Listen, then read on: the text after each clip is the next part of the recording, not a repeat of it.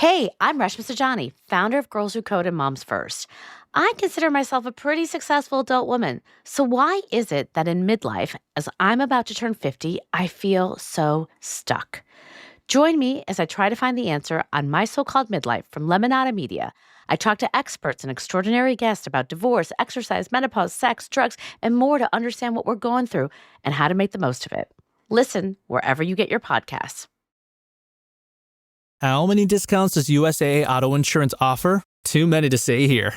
Multi-vehicle discount, safe driver discount, new vehicle discount, storage discount, legacy. How many discounts will you stack up? Visit USAA.com/auto discounts. Restrictions apply. This episode is brought to you by Temptations Cat Treats. Your cat will come running for the perfectly irresistible Temptations Creamy Puree and Temptations Lickable Spoon Cat Treats. The best time to feed lickable cat treats to your cat is anytime. Feed by hand for a playful moment, in a bowl for a creamy treat, or as a topper to make mealtime fun. Visit temptationstreats.com to learn more.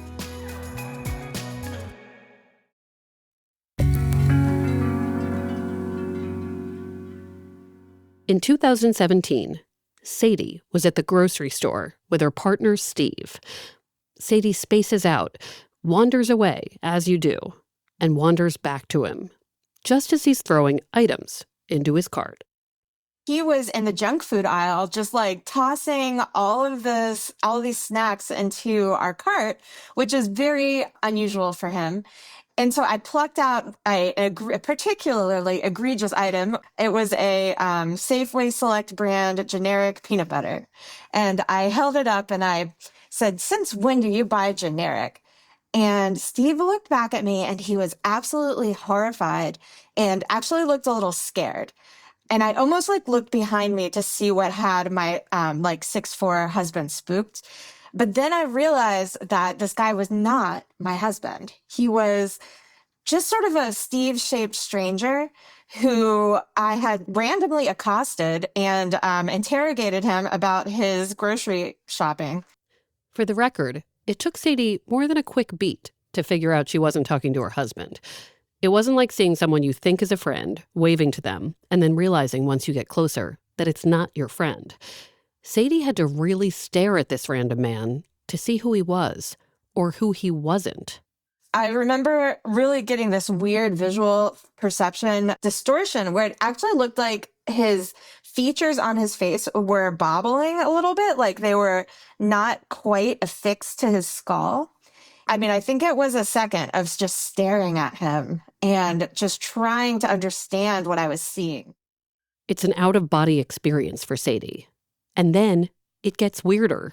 When I found Steve, at the checkout, I was like, "You won't believe what happened." And Steve was like, "Yeah, I totally believe that happened because you do that kind of thing all the time." At that moment, Sadie thinks, what is wrong with me? From the Boston Globe, this is Love Letters. I'm Meredith Goldstein.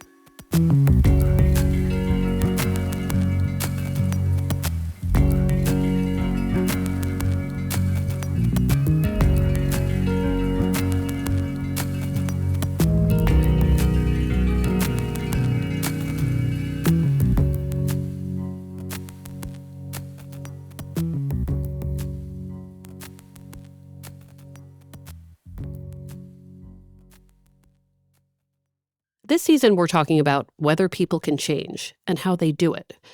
We've had episodes about change after moving away, a story about change through video games, and let's not forget the life-altering decision to become a clown. Today, we're talking about another kind of change, the kind that comes when you figure out how to understand yourself. Sometimes getting to know yourself involves solving a puzzle. Today's guest did just that. I want you to meet Sadie Dingfelder. She's a writer and journalist. She's 45 and lives in West Virginia and Washington, D.C. We'll get to her very weird grocery store experience, but first, a little history. Growing up, Sadie always had eye problems. Basically, what we might call lazy eye, or what a doctor might call strabismus. What's interesting is I had been told I'd been cured. I'd had 2 eye surgeries when I was young. One when I was 1 year old, and then the second one was when I was in 4th grade.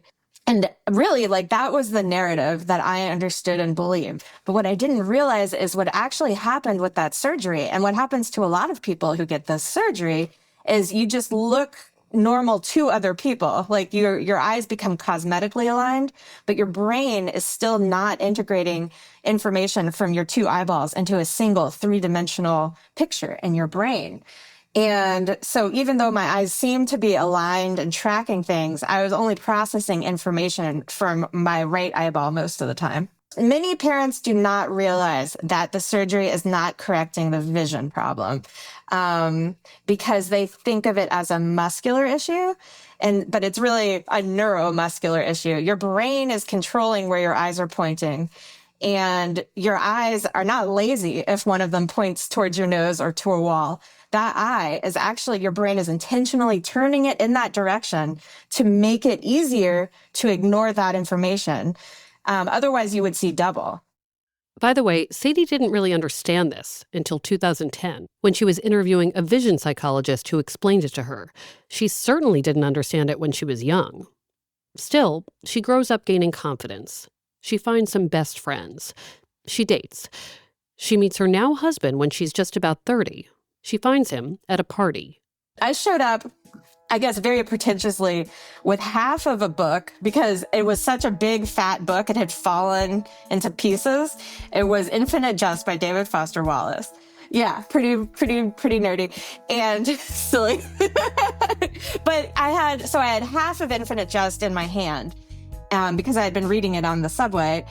And Steve saw it and he said, "Why?" He's like, you can't read that book without doing the footnotes. Like, what are you doing with just half of that book? And I said, well, of course, I've already read it. I'm just rereading it for fun now. And so I don't need to have the footnotes in my hand. And that was just like such a delightful, awesome conversation. Not shockingly, these two people who bond over Infinite Jest turn out to really like each other. Steve friends Sadie on Facebook after the party. Sadie remembers being cagey about plans, flaking a lot. But then it happens. One day I wanted to go see a movie. I wanted to see Milk. Milk is the 2005 movie about Harvey Milk, the first openly gay man to be elected to public office in California, who was assassinated. The movie stars Sean Penn. It is a very heavy film. And I didn't know what it was about, really. I just had heard it was really good, and I wanted to go see a movie. So I just, again, on Facebook Messenger, because that's how cool we are, I was like, hey, do you want to go see this particular movie at this time today? Or whatever, like 2 hours from now. And Steve was like, yeah. And so we went and saw this movie, and I didn't realize that, like, it was going to be so sad. So I was just like a mess. I mean, I was a mess. And Steve was like, this is like such a romantic first date. Sadie and Steve's love story becomes pretty typical. They date a bunch, fall madly in love with each other, decide to get married. It's around the time they get married when the grocery store event happens. Sadie is really thrown by the experience of thinking someone else in the junk food aisle is her partner, understandably. Meanwhile, the fact that Steve is unsurprised by the fact that it happened makes it more unsettling. Steve basically explains to Sadie, lovingly, well, you get lost a lot. Sometimes you don't see the details. It's just who you are. But Sadie's like, I think I have to really figure out why. I mean, she just talked to a stranger whose facial features appeared to be reorganizing themselves on his face as she spoke to him. Sadie wants answers about what just happened. Like, I really was concerned about my brain and my vision. And especially with that weird thing that happened with his like facial features. And so I think most people probably would have called a doctor, but my first instinct was to look up research articles because I used to be a science writer at the American Psychological Association, and I still had access to all their databases. So I logged into PsycInfo and I just started doing research. And I found that there's just a heap of research on face perception in particular. And I began to wonder if I might have something known as prosopagnosia, colloquially known as face blindness. Sadie's next step? She contacts scientists who do work on this. I start emailing researchers and trying to get into studies because there's a lot of face blindness tests online, but the really good ones, you have to be in a study to get. So I emailed a researcher at Harvard and a lot of other people too, but the Harvard guy emailed me back and he sent me a bunch of tests to take. And that was the first of many tests that I would fail on face recognition. And I was really surprised because I knew that I wasn't great, but I did not think I was abysmal. What are some of the questions? Like, what did it ask you and what did you have to do? Yeah, the most famous one, it's called the Cambridge Face Memory Test. And what it is they have all of these sort of vaguely psychotic looking guys because you're not supposed to have a facial expression, and they cover up their hair. They put them in like kind of hoods, I think. And so they'll show you a picture of a dude from 3 different angles. And then you have to pick him out of a lineup of similar looking dudes. That's one part of the test. There are a lot of parts to these tests, and Sadie is bad at all of them. So as you're taking these tests and failing them, I can imagine that affects your emotions. Like, it probably feels scary, like this thing you thought you could do, you can't do. And what does that mean? Like, how are you feeling? You don't find out how bad you did till the end of the test, right? So during the test, I'm like, well, this is really hard, but I bet this is hard for everyone. And then at the end, it's like, no, this is just hard for you. And it was really, it was really shocking. I mean, I think that I was kind of upset. I don't like failing tests, like at some general level. And I think that I'm above average at taking tests. And it's just, wow. It was just like constantly being faced with a reality that I didn't really care to contemplate and didn't understand how to integrate into my understanding of myself. In 2019, after lots of tests, some that involve travel, Sadie gets a diagnosis, one of a few. Right before I turned 40, I found out that I was face blind and stereo blind. Tell me about being stereo blind. What does that mean? You know how, if you can close one eye and the other eye and the world just jumps back and forth a little bit? My world is always jumping back and forth. And I didn't realize other people's worlds were stable. And I didn't realize that people could see in 3 dimensions in a way that I can't. But there's more to Sadie's brain than that. She also learns over more time that she's not visual at all. I say that all the time. I'm not visual. I'm more of a words person. But this is different. Sadie can't picture things. Really. She shared a good way to figure out what kind of visual thinker you are. Basically, she says, close your eyes. Really, do it right now. Close your eyes. Unless you're driving as you listen to this. But if you can, close your eyes. Okay, now, picture an apple. Do you picture an apple vividly? Like a real-looking apple? Because when I do this exercise, I picture a green, 3-dimensional apple I could eat. It's on a white plate. I can immediately imagine how it tastes. Sadie tells me this means I'm quite visual. That is one side of the human imagination spectrum called hyperphantasia.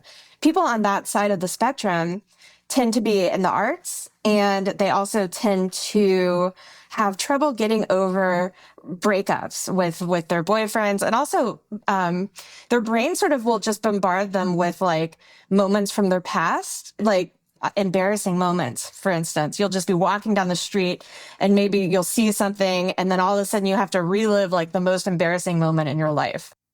I think this is me. I can see the apple just like I can see every breakup. This is just a tendency. It's not true for 100% of people on the hyperphantasia side. But on the aphantasia side, that's where I'm at. Because when I close my eyes and envision an apple, I do not see anything. And I did not realize that other people could. I just thought that when we talked about things like, picturing a sunset on a beach or imagining your loved ones, that kind of thing, we were just speaking in metaphors. I didn't realize that people actually have this this very visual experience, and they'll see something really specific, right? Like when I close my eyes and try to think of an apple, like I am thinking of the concept of an apple. It could be green, it could be red, People with hyperphantasia have a specific species of apple. And I just think it's so amazing because this is a whole mental ability I didn't understand that other people have. As Sadie becomes an expert in the way she sees things, or doesn't, some things about life are finally starting to make sense. One thing she reconsiders is how her loved ones process breakups. She never really understood why friends were so sad about getting dumped. I get over breakups really easily. And since I assumed that everyone else had the same sort of inner life and sort of mental experience and memory abilities that I have, which is to say, not very good, I didn't understand why other people have trouble getting over breakups. And I thought that everyone I knew was basically a drama queen. This is especially true of Sadie's friend Miriam. Right at this time, as Sadie's pursuing answers about what's happening with her brain, this friend, Miriam, is having a hard time with a breakup. Miriam is a mess. When she came over and visited one time, and she was just like weepy, like still crying about a guy that she had broken up with like a year earlier. He was no good. They only were together like 2 months. I would have been over him within weeks. And I just couldn't understand the persistence that he had in her mind until she started describing what she was thinking about. And she was telling me the story, and like, it was like a movie. She was, and she was imagining like them meeting up again in a particular bar in DC, but she had like recreated the bar, and like it had different tables than it usually did for some reason. And he was wearing a shirt that you could see his like sexy biceps in, and like it was just like it was so realistic. It was so visual, and it was so vivid, and it occurred to me that my trick for getting over breakups is pretty basic. I just don't look at pictures of the person that I don't want to think about, and I stop thinking about them. And I think that if you have pictures living in your head, you can't use my trick. This brings up a major question for Sadie and her husband, which is like, wait, if my husband, who I love, went away, is it bad that I'd get over it quickly? And Sadie's own husband is thinking, okay, maybe this is a little weird. Like, are we experiencing the same connection if it's out of sight, out of mind? How does this knowledge about Sadie's brain change her and her marriage? Sadie will break it down for us when we come back.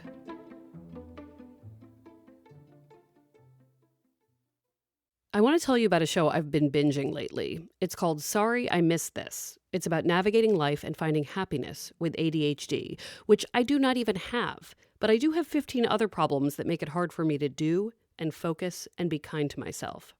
This podcast takes that on with humor, empathy, and expert guests. There are fantastic episodes about dating with ADHD and how having ADHD can affect relationships. I loved a recent one about how to be a better listener.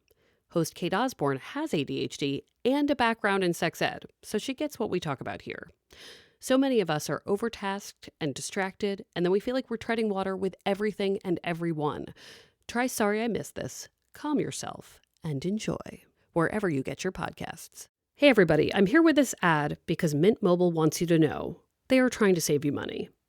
I love when people try to save me money because I am constantly spending more money on everything else. Usually I'm buying streaming TV service subscriptions that cost like $15 a month. So if I'm paying an extra $15 a month for some British mystery TV channel I have to have, I need to pay less for everything else, including my phone. And that's what Mint Mobile is helping with. Now the savings on my phone bill balances the zillion hours of extra TV I buy. And that is some Meredith bookkeeping. All Mint Mobile plans come with high-speed data and unlimited talk and text delivered on the nation's largest 5G network. You can get 3 months of premium wireless service from Mint Mobile for $15 a month. Skip breaking a sweat and breaking the bank. Get your summer savings and shop premium wireless plans at mintmobile.com/loveletters. That's mintmobile.com/loveletters. Upfront payment of $45 for 3-month 5-gigabyte plan required, equivalent to $15 a month. New customer offer for first 3 months only, then full price plan options available. Taxes and fees extra. See Mint Mobile for details. I wonder, do you think that we should all try to spend a little time thinking about a good prank that we could pull? I think it would be a good idea. In fact, if you turn around right now, you'll see that I'm in the studio. This Is Love is a podcast about people doing incredible things. Like a woman who moves across the country to work with her hero, Prince. A man on his way to dinner who finds a baby on a subway platform. An entire town in northern Italy that tries to stay quiet at the same time to protect a rare and beautiful sound. And in one of my favorite episodes, a man puts on enormous fake feet and makes tracks up and down the beach, fooling his neighbors for decades.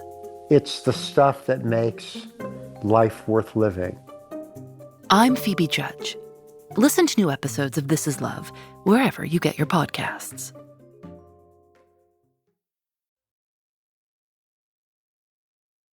We're back.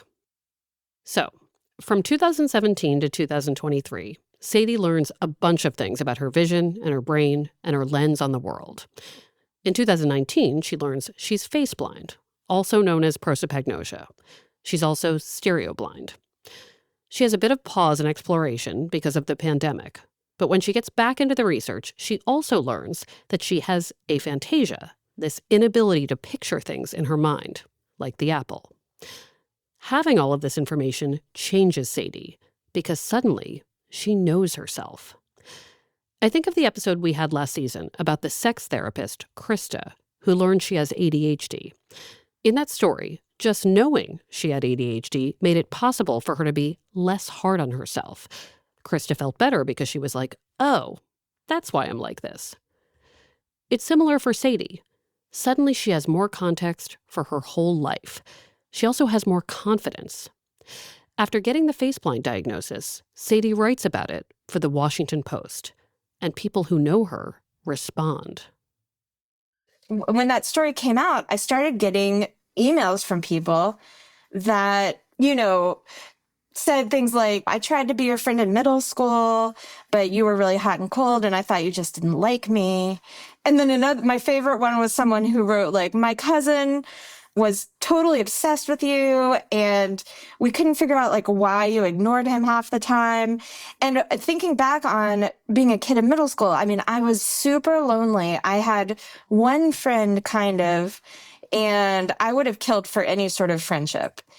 And I remembered this girl's cousin. I remembered him walking me to piano lessons a couple times, and I thought he was dreamy, But then he also, like, I just didn't see him usually. And I didn't really question it either, because in my world, especially back then, people just disappeared sometimes and you never knew who you were going to see. But what I didn't realize is, like, he was, like, in my class and I was ignoring him every day at school and just sending really mixed messages. And so I had to go back and revise, like, my understanding of myself and of my life story, because I used to think that the reason why I was so lonely in middle school is because, I was weird and kids are mean, especially middle school age kids. But in retrospect, I mean, those things are probably true, but a lot of it was also, like, people were trying to throw me, like, little friendship life rafts, and I just literally couldn't see them. Well, not literally, but figuratively could not see them. I realized it's sort of funny because, like, in terms of changing, it really changed my perspective. It was like a big shift in understanding the world, because I used to think, wow, the world's really harsh. Now an adult, this diagnosis changes how Sadie is as a friend. Like that breakup thing with Miriam, Sadie finally gets it. Miriam's one of my best friends, and I love her dearly. But I did believe on some level that she was choosing to wallow in pain and in her past. And I now understand that that's just literally how her brain is structured. Like, without making any decisions, she is bombarded by thoughts and visual experiences of her past, and also of an imagined past or future as well. And that literally never happens to me. I've never had an experience of like smelling something or biting into a cookie, and being transported to a moment in my past. That just doesn't happen. I live in the present tense. And so, yeah, so it made me, all of a sudden I have so much more compassion and empathy for my fellow humans. Sadie realizes how in some ways she's benefited from the way her brain works. For example, she has never really cared about how she looks. Like, she might be the first woman I've ever met who has no real substantial negative opinions about her own body. Most of the time, at least. I never think about how I look unless I'm currently looking in a mirror, because I have no visual imagination. So it does not occur to me to picture how I might be looking to other people. And so at some level, I just sort of think of myself as just like a little floating beam of consciousness with no embodiment. And so I'm a freaking slob because I just am. I think that it is sort of a gift of aphantasia for some women that we are not troubled by the body image issues as much as other women are, just because we don't have that visual imagination, so we don't even think about what we might look like. So there are upsides, but there are also tougher questions to answer, including how her lens affects her marriage. In no way will I imply that this diagnosis hurt Sadie's marriage. She and Steve are going strong, always have been going strong. But it's weird, right? What if you found out your spouse didn't see you the way you thought they did, literally? And what if you discovered that the woman you love would get over you fairly easily if you went away? I want to ask Sadie about this without implying her love is any different than anyone else's. And then, as I get into it with her, I realize something, which is that sometimes when I miss an ex, it's because of a fictional story I've invented about them. Like they could have been wonderful. We could have gone to Paris together, but we didn't. Because I can picture these things vividly, the story can feel like a real positive memory when it's not. This is when I'm like, shit, maybe Sadie is more capable of seeing people for who they actually are. I am wondering if being so present and seeing literally what's right in front of you and not having that linger to be messed with after the fact, if there was something very pure about falling in love with your husband because you're just taking what he's giving you. You're either liking it or not liking it, but you're not like giving it steroids. I don't know, maybe your own narrative could be more trustworthy because you weren't tossing all of this other crap in there. Yeah, I think that's true. When I found out I had these things, at first I was thinking, oh my God, like, am I missing out on a really important, essential part of the human experience? Because I just don't have that kind of imagination. I'm not reliving moments. I'm not imagining what the future might be. And I'm also forgetting a lot of details that neurotypical people remember. But what one of my favorite researchers told me is that even though I'm forgetting a lot, what I do remember is going to be more accurate, or it's going to be more likely to be accurate than a neurotypical person, because I'm not knitting together like a beautiful scene or a beautiful sort of story. I'm just remembering sort of the bare bones, like the headlines. So I do think, it was quite a long time actually between when we met and then when we went to go see this movie. I barely remembered Steve. I just remembered we had like a really fun conversation about David Foster Wallace. And so like when I re-met him, I was really starting with a fresh slate. I wasn't going into it with any sort of fantasy. I was just ready to meet whoever was there, Sadie says, of course, that there are dangers with this in relationships. She doesn't always remember red flags. And now she understands some decisions she made in her past. Sadie says she literally can't hold a grudge. So I had a boyfriend who lived with me for 2 years and like cheated on me. I kicked him out. I hid his photos. And within a few weeks, I really had no emotional response when I ran into him on the street. And I remember thinking, like, this is dangerous because I could get back together with him. Like, he's still just as cute and charming as he used to be. And even though I know intellectually all this bad shit happened, I didn't have a memory, like an emotional memory of it. But luckily for me, all of my friends continued to be furious on my behalf. I had one friend who would walk by the bookstore where he worked and just like scream at him through the window and shoot birds, and I thought that was a bit much, but it definitely I felt like my friends were doing the grudge holding for me, and I need that. When it comes to Steve, the man she loves and married, I find Sadie's view of the world romantic because their marriage is happening now, every day. Its strength is in what's earned in every loving moment. The real answer to what happens when you find out your spouse doesn't see you like you thought they did? In Sadie and Steve's case, the end result is that it helped them be more connected.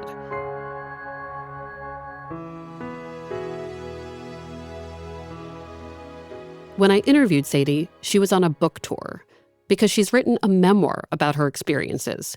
It has the perfect title, Do I Know You? Because Sadie has probably asked that question a lot. Sadie was in a hotel room when we spoke, in between her book events, and Steve was in the room with her. So I asked, would he pop on to talk about the marriage and his experience? He said yes.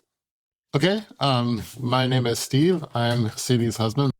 The first thing I asked was, when you figured out that Sadie saw the world differently, what did you think? One thing that just stands out is how affected she was by the movie Milk. When we saw Milk on the first date, which I heard you guys talking about, there was a scene where Harvey Milk gets shot, and she was so affected by it. She jumped in her chair, she grabbed on,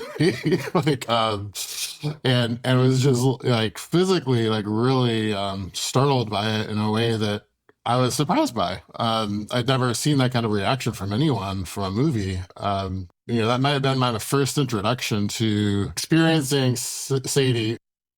Steve says that really, the diagnosis changed things for the better because now he gets her, really, which makes her even easier to love. I don't think that either of us would say that her life was filled with trauma or anything, but just the day-to-day things that she would do that didn't make sense to me, it's a lot easier for me when I understand that there's a perceptual difference that allows me to be a lot more understanding and patient when stuff happens. Or I also know when to help, when to offer help, in a way that before I might not have really picked up on it or understood it. We like to assume that people are experiencing the world the way we are. And thank God they're not, by the way, right? I don't need a bunch of people to walk around having my kind of anxiety. But I do like to believe that there is a commonality of how we remember things, how we categorize things, how we prioritize things. And that's probably just not true. That no matter how much we're madly in love with someone, that they are having a very unique experience from ours. And I wonder when you hear, oh, she's going to even remember things differently, even if they're factually the same, that they are, that everything is different. Does that feel lonely? Does it feel validating? Surely it's a little bit troubling to me, just the theoretical idea of her forgetting me, for no reason, when, just having that framed that way, I think is, sort of a scary thing. But it's not like a practical or real thing to worry about. Honestly, I found the whole thing to be very interesting and helpful to know more. And, it's helped me understand kind of some of the stories that she's told about her childhood better and, recontextualize some of the things that she's gone through in helpful ways. So, there's this question of whether self-knowledge is helpful or not, and some people it is and some people it isn't. But, for me, watching her going through this experience and going through it myself has mostly just been helpful and illuminating. Sadie agrees that the diagnosis has made them closer in some ways because everything makes more sense. She shares that Steve has ADHD, which is something she's had to learn to deal with. He just has piles of things everywhere. Nothing is in a remotely predictable place.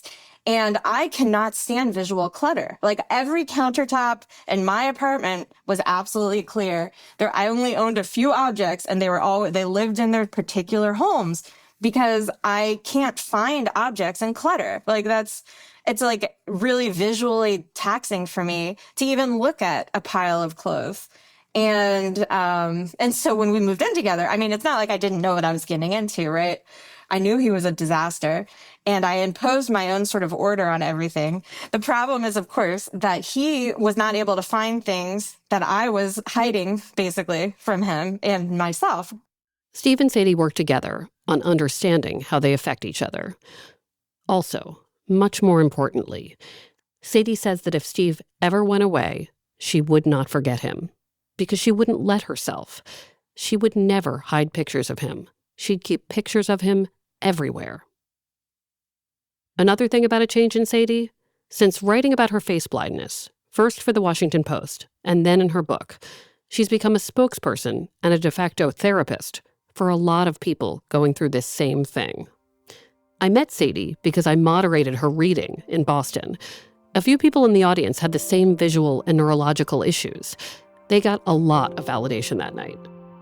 I think that it's really fun to be an evangelist for the wild amount of diversity that the human conscious experience includes. So it's just been really fun to people say I've always thought that I might be different in this way. And I'm like, you probably are. I mean, there's people who see a face and never forget it. And then there's me and see a face and always forget it. It's like a basic incorrect assumption that other people have the same basic set of abilities and internal experiences as you. And that causes you to make a bunch of other errors in terms of understanding other people's motivations.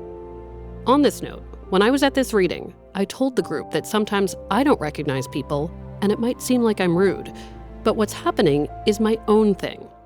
Sometimes I get anxious in the world because I have bad anxiety, so I'm dealing with that.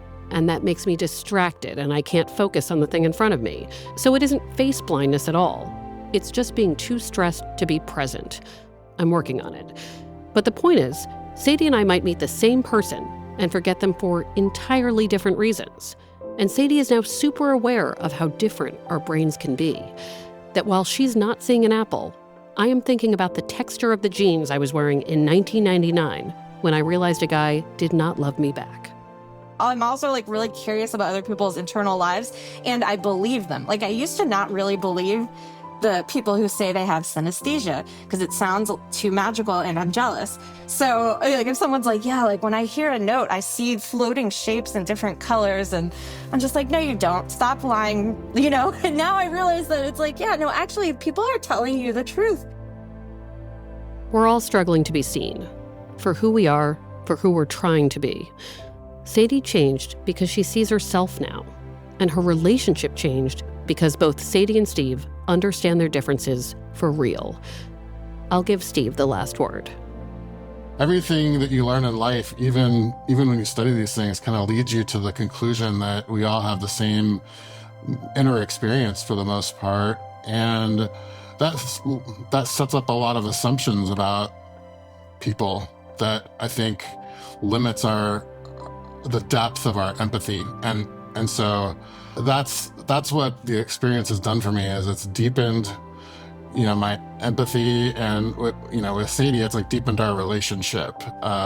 Specifically, it's not just about empathy, but it's just about mutual understanding.